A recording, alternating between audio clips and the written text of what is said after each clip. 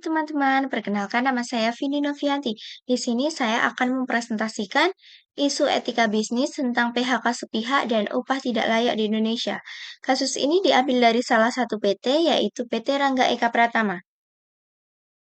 Materi pembahasan. Dalam pembahasan kali ini, kita akan membahas latar belakang, identifikasi sektor bisnis, kasus etika bisnis, kronologi peristiwa, analisis dengan teori etika bisnis, dan juga dampak serta rekomendasi solusi etis. Yang pertama adalah latar belakang. Pada awal tahun 2025, sejumlah perusahaan di Indonesia melakukan PHK sepihak tanpa memberikan pesangon kepada pekerjanya.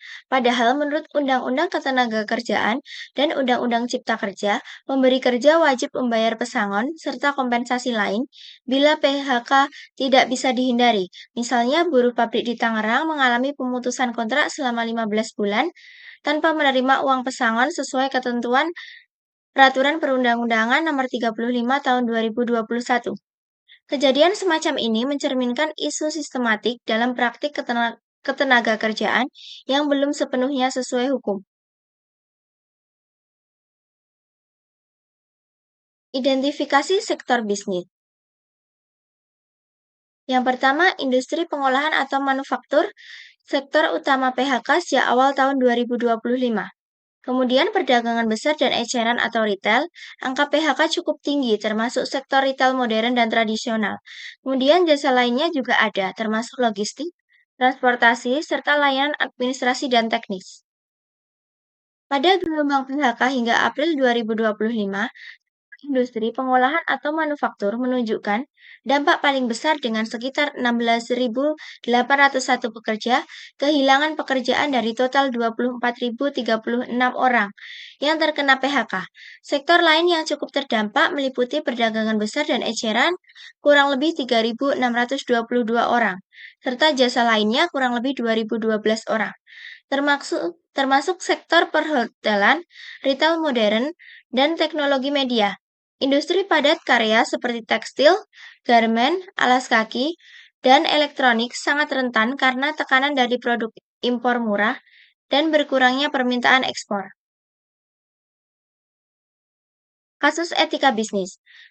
Perusahaan sering melakukan PHK sepihak tanpa pemberitahuan resmi, tidak membayar pesangon, dan memotong gaji hingga 75% selama karyawan dirumahkan. Padahal menurut Undang-Undang Ketenagakerjaan dan implementasi Pasal 157A, hak pekerja tetap harus dipenuhi termasuk upah dan pesangon. Kronologi peristiwa kasus PT Rangga Eka Pratama. Pada tanggal 10 April 2025, PT Rangga Eka Pratama, perusahaan jasa konstruksi di Kabupaten Dompu, NTB, melakukan PHK sepihak terhadap 20 karyawan tanpa pemberitahuan resmi, tanpa membayar pesangon, dan selama masa dirumahkan hanya menerima setengah gaji. Para pekerja yang telah bekerja bertahun-tahun mengaku dihentikan secara tiba-tiba, diberikan kwitansi kosong, dan tidak ada surat resmi penjelasan. Mereka kemudian menggelar untuk unjuk rasa di depan DPRD Dompu untuk menuntut hak-hak ketenagakerjaan yang seharusnya dipenuhi. Analisis dengan teori etika bisnis. Yang pertama ada etika utilitarianisme. PHK sepihak mungkin memberi keuntungan finansial bagi perusahaan, namun kerugian bagi 20 pekerja dan keluarganya jauh lebih besar secara sosial dan ekonomi. Jadi, dampak negatifnya lebih luas daripada manfaat yang diperoleh oleh pihak manajemen. Kemudian, etika deontologi. Perusahaan melanggar kewajiban moral dan hukum dengan tidak memberi surat resmi dan pesangon. Hak pekerja sebagai manusia wajib dihormati tanpa melihat kondisi perusahaan.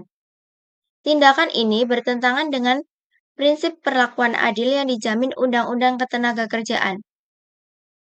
Yang terakhir ada etika keutamaan. Manajemen tidak mencerminkan sifat kejujuran, tanggung jawab, dan kepedulian. PHK sepihak menunjukkan kurangnya integritas moral dan karakter etis. Nilai keutamaan seperti keadilan dan kepedulian pekerja diabaikan.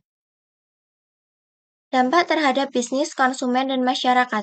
Yang pertama, beban hukum dan finansial jika PHK tidak sesuai dengan prosedur menurut Undang-Undang Pasal 164 Reputasi perusahaan rusak di mata publik, investor, dan calon karyawan.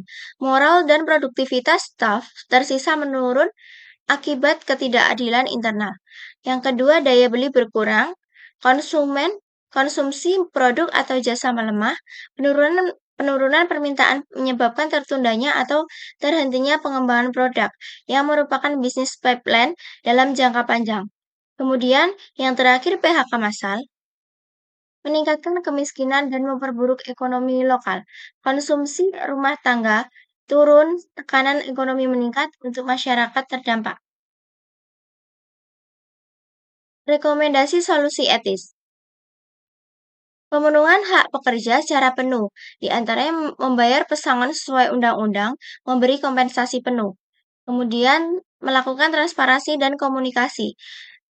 Dapat memberikan surat resmi, diskusi bipartit sebelum PHK.